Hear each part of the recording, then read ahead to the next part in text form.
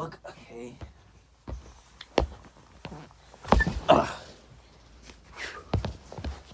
What's up, guys? Antoine LeVay here. No horror genre today, but I want to share you something about the history of the Salem witch trials. As may you know me, I am a witch, and what's it like? It's like Native Americans, but actually I like that. But they practice witchcraft, right? But yeah. Now, back in the histories, I'm gonna tell you way far in 1692. Now, a long time ago, they made these laws that you're not supposed to break. If you do this, you get executed. But if you refuse to obey the law, if you disobey the law, you get executed, which is 3 things, I think. 1, you're not supposed to do blasphemy. Number 2, you're not supposed to do bestiality. And number 3, you're not supposed to do witchcraft. Now, back in these days, those peoples are very religious, actually, and there was what happened and how the witch trial started. Now, actually, gotta think. These people are making breads and stuff like that. Like, these women are making breads and stuff like that. But they had something in the wheat that actually made them sick. Like, they were coughing, like, had pneumonia or coma or whatever. And when the doctor came to check on them, the doctor pointed out and said that is a witch doing this. And, sorry guys, gotta charge my phone. And what happened was there was this woman, Tituba. I'm not sure about her side of the story, but she was considered as a witch. She died by execution of the law. And back in these days, you're not supposed to disobey the laws. Like, if there was a lot of people that could consider it as witchcraft, and one was pushed off the hill to see if they can fly, crazy shit. But 2, they execute them by hunting them, and 3, they execute them by crushing them with the rocks, I guess. But a lot of women's and men's were considered as witches, and they were executed completely.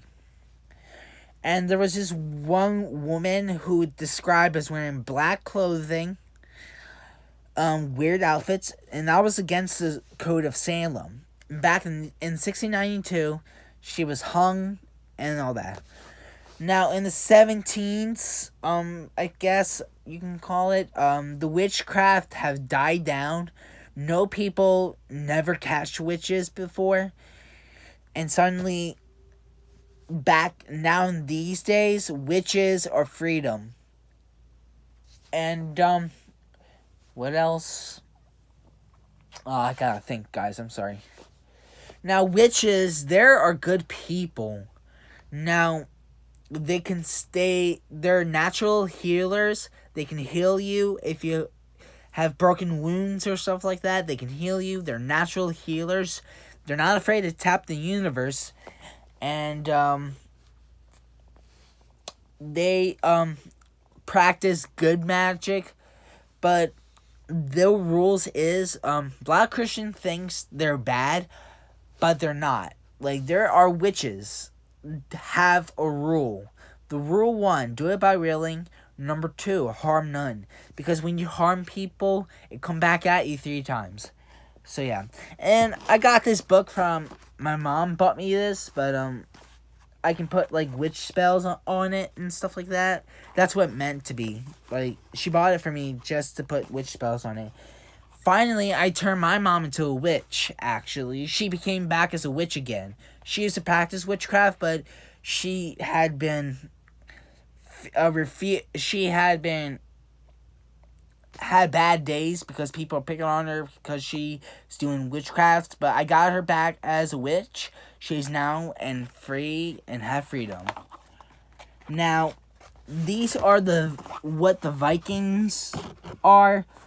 It's actually a alphabet that witches use. Okay, if you don't see it that well, I'll show you this, because down here is really dark. So, yeah. So, hold on. The camera's blurry. Gotta get... Come on. Okay, here it goes. Well, the Viking...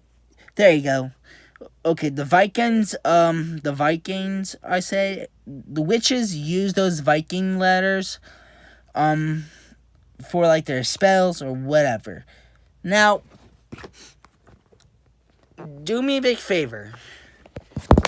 If you like it, if you want to do it, make sure you take a screenshot of it, because, actually, if you know about witches or anything like that, you gotta know about Viking letters, because, what if you're casting spell, and if you want to do something creepy, you know? So, yeah, that's it on the witch story. Make sure you leave a like, comment, subscribe, and I'll see you next time. Whoop! Ow, my back. God damn it, my back. Bye.